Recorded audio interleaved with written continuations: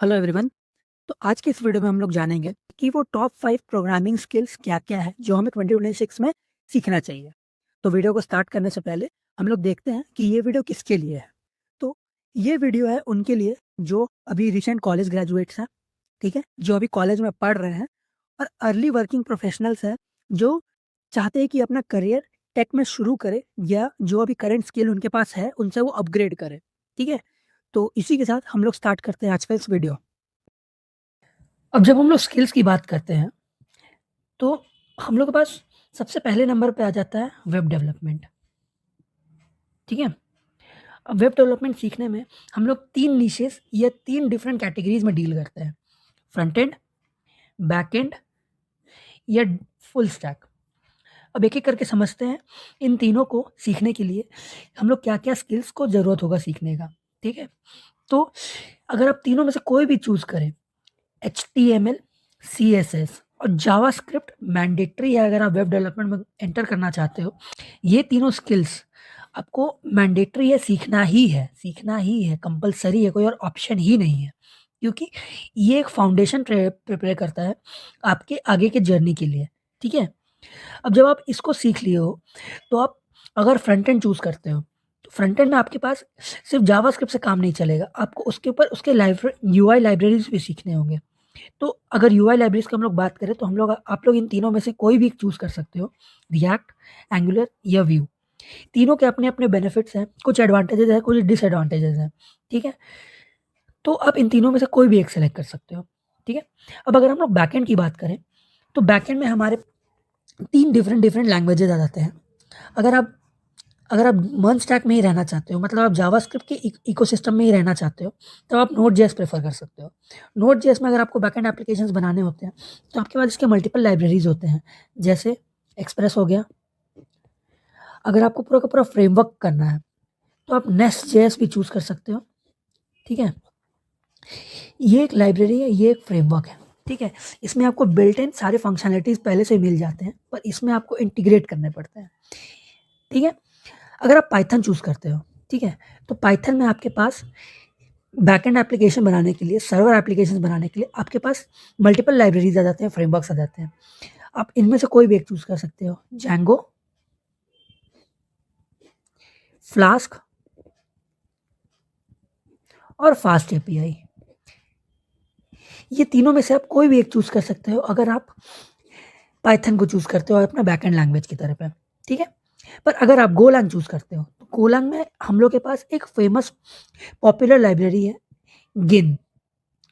हम लोग इसको सबसे ज़्यादा प्रेफ़रेंस देते हैं, जब भी हम लोग गोलैंग में बैकएंड डेवलपमेंट की बात करते हैं तो, ठीक है? अब खाली इन लैंग्वेजेज़ से नहीं होगा, आपको ये भी जानना होगा कि ये सारी लैंग्वेजेज़ डेटाबेस से कैसे इंटरैक्ट करते हैं, ठीक है? बैकएंड आर्किटेक्चर कैसे डिज़ाइन करते हैं, इनके से इनको आपको थोड़ा बहुत नॉलेज होना चाहिए कि आप स्कीमा कैसे डिज़ाइन करते हो, ठीक है? फिर उसके बाद आर्किटेक्चर कैसा होना चाहिए आपके बैकएंड एप्लीकेशन का, आपका बैकएंड एप्लीकेशन स्केलेबल होना चाहिए, ठीक है? ये सब आप ध्यान में रखते हो जब भी आप बैकएंड डेवलपमेंट सीखना चाहते हो। तो बैकएंड डेवलपमेंट के ऊपर हम लोग एक प्लेलिस्ट ला सकते हैं, जिसमें आपके चॉइस पे आप जो भी लैंग्वेज बोलोगे उसको सेलेक्ट करके हम लोग एक एंड टू एंड प्रोजेक्ट्स का प्लेलिस्ट बनाएँगे, ठीक है? तो उसके लिए आप कमेंट करेंगे। तो अगर हम फ्रंट एंड की बात हो गया हो, बैक एंड की बात हो गया हो, तो फुल स्टैक पे आते हैं। फुल स्टैक क्या है? फ्रंट एंड और बैक एंड दोनों का काम करता है, ठीक है? ये दोनों का नॉलेज रखता है, चाहे वो फ्रंट एंड हो या बैक एंड हो। तो वेब डेवलपमेंट के बाद हम लोग के पास अगला स्किल आता है जेन एआई। जेन एआई का फुल फॉर्म है जनरेटिव एआई, ठीक है? अगर आप कोई भी एप्लीकेशन ले लें आज की डेट में वो एआई एमएल यूज़ कर रहा है, वो एआई एप्लीकेशंस ही होता है। अब थोड़ा बहुत तड़का हर एप्लीकेशन में आपको एआई का दिख ही जाएगा। जैसे आप कोई भी वेब डेवलपमेंट एप्लीकेशन ले लो, आजकल बहुत नाम चल रहा है वाइब कोडिंग का। वाइब कोडिंग में क्या होता है, आप एक सिंपल सा प्रॉम्प्ट देते हो एआई को, बोलते हो बिल्ड मी अ वेबसाइट, ठीक है? तो आप अपने वेबसाइट का स्पेसिफिकेशंस बनाते हो और वो एआई एप्लीकेशन आपको पूरा का पूरा एक वेबसाइट जनरेट करके दे देता है। ये क्या है, एक जेन एआई एप्लीकेशन है। इसमें क्या करते हैं हम लोग, ये जो इन लोग का फ्रंट एंड एप्लीकेशन लिखा हुआ होता है, वो बैकएंड में एलएलएम मॉडल्स को कॉल करता है और वो एलएलएम मॉडल्स गूगल, मेटा, ये सारे बड़े-बड़े कंपनीज़ ने बनाए हुए होते हैं और उसको वो हम लोग प्रॉम्प्ट के ज़रिए यूज़ करते हैं। तो ये स्किल को मास्टर करने के लिए हम लोग के पास सबसे ज़्यादा पॉपुलर लैंग्वेज है पाइथन। सबसे ज़्यादा लाइब्रेरीज़ या फिर एसडीकेज़ हम लोग को पाइथन में मिलते हैं, इसीलिए हम लोग का मोस्ट प्रेफर्ड लैंग्वेज पाइथन होता है। अब इसको सीखने के लिए हम लोग के पास फाउंडेशन में हम लोग को सबसे पहले सीखना पड़ता है पाइथन, फिर बेसिक मैथ्स, थोड़ा बहुत स्टैटिस्टिक्स, प्रोबेबिलिटी, ये सब का थोड़ा बहुत नॉलेज होना चाहिए, ठीक है? आपको थोड़ा बहुत एआई-एमएल का भी नॉलेज होना चाहिए, जैसे एएनएन्स कैसे वर्क करते हैं, आरएनएन्स क्या-क्या होते हैं, एनएलपी क्या होता है, न्यूरल नेटवर्क प्रोसेसिंग क्या होता है, ये सब आपको थोड़ा बहुत पढ़ना होगा, आपको अगर जेन एआई में एंटर करना है तो, ठीक है? अब हम लोग के पास आ जाता है कि हम लोग वो एलएलएम एपीआई से इंटरैक्ट कैसे कर सकते हैं। जैसे हम लोग के पास बड़े-बड़े कंपनीज़ का एपीआईज़ है, जैसे जीपीटी, ग्रॉक या क्लॉड, ये सब के जो एपीआईज़ है, इससे हम लोग इंटरैक्ट कैसे करते हैं। उसके बाद हमारे पास आ जाता है कि हम लोग उस एलएलएम मॉडल्स को अपने डेटा के साथ, अपने एप्लीकेशन के डेटा के साथ कैसे ट्रेन कर सकते हैं। तो उसके लिए हम लोग के पास मल्टीपल मेथड्स होते हैं। उसमें से कोई एक मेथड है फाइन ट्यूनिंग, फिर सबसे ज़्यादा पॉपुलर मेथड है रैग, रिट्रीवल ऑगमेंटेड जनरेशन, ठीक है? आप इसके बारे में थोड़ा पढ़ सकते हैं, गूगल कर सकते हैं, ये क्या होता है। तो इसी के साथ हम लोग का सेकंड स्किल खत्म होता है। अब नेक्स्ट स्किल हमारे पास आता है मोबाइल ऐप डेवलपमेंट। अब मोबाइल ऐप डेवलपमेंट बहुत ही पॉपुलर स्किल है, क्योंकि इसमें सबसे ज़्यादा जॉब अपॉर्च्युनिटीज़ है। इसमें जो मार्केट का क्राउड है, सबसे कम है, ठीक है? तो अगर ऐप डेवलपमेंट का हम लोग बात करें, ऐप डेवलपमेंट में हमारे पास 2 तरीके होते हैं, जिससे हम ऐप डेवलपमेंट में घुस सकते हैं। सबसे पहला तरीका है नेटिव ऐप डेवलपमेंट, कि हम लोग सिर्फ़ एंड्रॉयड या आईओएस के एप्लीकेशंस बनाएँ। अब वो एंड्रॉयड या आईओएस के एप्लीकेशंस बनाने के लिए सबसे पहले हम लोग एंड्रॉयड का बात करेंगे।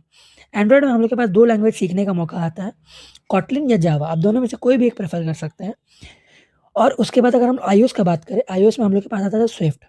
हम लोग स्विफ्ट डेवलपमेंट कर सकते हैं, ठीक है? पर मैं रिकमेंड करूँगा कि आप नेटिव ना चूज़ करके क्रॉस प्लेटफ़ॉर्म डेवलपमेंट करें। अभी क्रॉस प्लेटफ़ॉर्म डेवलपमेंट क्या है? एक कोड बेस, ठीक है? दोनों प्लेटफ़ॉर्म से रन कर सकता है, चाहे वो एंड्रॉयड हो, चाहे वो आईओएस हो। तो उसके लिए हम लोग के पास 2 सबसे पॉपुलर फ्रेमवर्क्स हैं, वो है रिएक्ट नेटिव और फ्लटर। अब रिएक्ट नेटिव क्या है? रिएक्ट नेटिव जावास्क्रिप्ट के ऊपर रन करता है, ठीक है?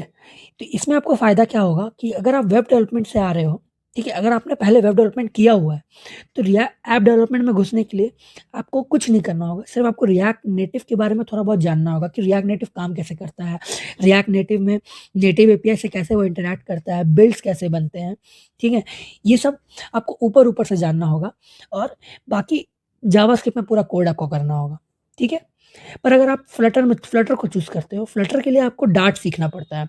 ये गूगल का खुद का लैंग्वेज है, जो उन्होंने यूज़ किया है, ठीक है? तो ये फ्लटर में यूज़ होता है, ठीक है? अब मोबाइल डेवलपमेंट चूज़ करने के 3 मेन रीज़न्स हैं, ठीक है? रीज़न नंबर 1, इसमें मार्केट क्राउड बहुत कम है, ठीक है? दूसरा, इसमें जॉब अपॉर्च्युनिटीज़ बहुत है। अगर आप रिएक्ट नेटिव की बात करें, रिएक्ट नेटिव में अभी बहुत तेज़ रफ़्तार से हायरिंग चल रही है, ठीक है? अगर आप तीसरा सबसे मोस्ट इम्पोर्टेंट बात करें कि इसका पे स्केल बहुत अच्छा है। ऐप डेवलपमेंट में पे स्केल बहुत है। तो इसी के साथ हम लोग का थर्ड स्किल खत्म होता है। अब हम लोग अपने चौथे स्किल्स के ऊपर आते हैं, जो है डेवऑप्स। अब डेवऑप्स क्या है? DevOps means development and ops. पहले क्या होता था ना कि जैसे कोई भी हम लोग का डेवलपमेंट टीम हो गया, उन्होंने एप्लीकेशन बना दिया। अब वो क्या करते थे ना, वो ऑपरेशन टीम से कम्युनिकेट करते थे कि बोलते थे मुझे सर्वर पे ये डिप्लॉय कर दो। तो ये डिप्लॉयमेंट के प्रोसेस पे अगर मान लो कभी भी एरर आया, ठीक है? डिप्लॉय नहीं हुआ, सर्वर पे कोड फटा, तो वो वापस से डेवलपमेंट टीम के पास जाता था, वो फिक्स करते थे, फिर वो उसको डिप्लॉय करते थे, ठीक है। तो इससे ओवरहेड और टाइम कंजप्शन बहुत बढ़ा। तो इसी को ध्यान में रखते हुए डेवऑप्स का जन्म हुआ। तो अब डेवऑप्स क्या है? Development and ops. ये क्या करता है ना कि आपका प्रोडक्शन का कोड ये संभालता है। प्रोडक्शन में कैसे कोड रन करेगा, प्रोडक्शन में कैसे प्रोडक्शन एनवायरनमेंट कैसे सेटअप करना है, ऑटोमेटिकली कोड डिप्लॉयमेंट कैसे होगा, वो ये डेवऑप्स का टीम हैंडल करता है। ठीक है। तो अब इस निश में घुसने के लिए हम लोग के पास क्या क्या बेसिक स्किल्स रिक्वायर्ड होनी चाहिए, वो है आपको नेटवर्किंग का थोड़ा बहुत नॉलेज होना चाहिए।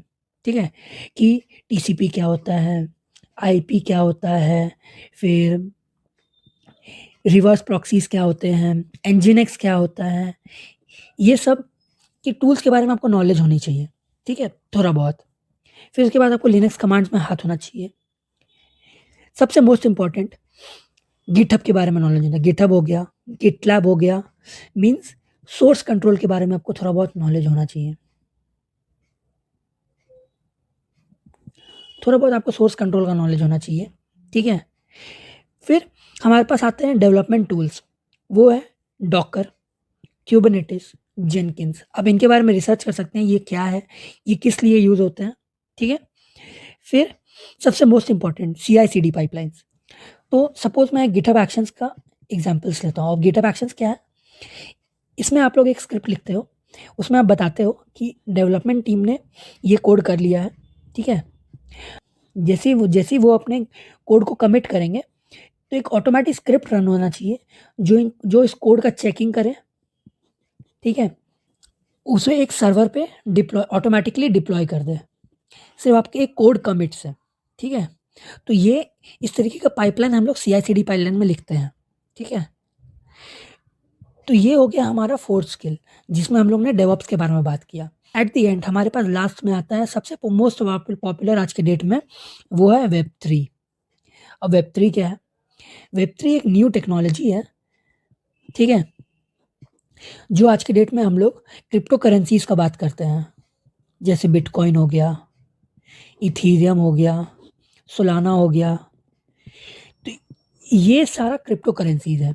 अब ये वर्क कैसे करता है? ठीक है, डिसेंट्रलाइजेशन क्या होते हैं, ब्लॉकचेन क्या होते हैं, क्रिप्टो करेंसीज क्या होते हैं, ये Web3 का पार्ट आता है। ठीक है। तो इसको सीखने के लिए हम लोग को जानना होगा स्मार्ट कॉन्ट्रैक्ट्स होते क्या हैं, उसको लिखते कैसे हैं, क्या क्या लैंग्वेजेस हम लोग स्मार्ट कॉन्ट्रैक्ट्स लिखने में यूज़ कर सकते हैं। जैसे हम लोग इसमें हम लोग सोलाना डेवलपमेंट कर सकते हैं, इथीरियम डेवलपमेंट कर सकते हैं। सोलाना डेवलपमेंट के लिए आपको रस्ट सीखना पड़ता है। ठीक है। फिर अगर आप इथीरियम का बात करें, तो इथीरियम में आपको सॉलिडिटी सीखना पड़ता है। ये सारे कुछ लैंग्वेजेस हैं जो आपको Web3 के जर्नी में हेल्प करेंगे। ठीक है, इन्हीं के थ्रू हम लोग Web3 को सीख सकते हैं। तो इतनी था आज के इस वीडियो में, जहाँ हम लोग ने जाना कि वो टॉप 5 स्किल्स क्या है जिनको हम लोग 2026 आने से पहले पढ़ सकते हैं और उनसे अपना करियर स्टार्ट कर सकते हैं। तो आपको क्या करना है? आपको इस वीडियो के नीचे कमेंट करना है और बताना है ये पांचों स्किल्स में से आपको कौन सा स्किल सीखना है। तो हम लोग क्या करेंगे, उसके ऊपर आपको एक डेडिकेटेड प्लेलिस्ट बनाएंगे, जहां हम लोग एंड टू एंड प्रोजेक्ट्स भी बनाएंगे। ठीक है, उस स्किल के स्पेसिफिक हम लोग लैंग्वेजेस को पढ़ेंगे।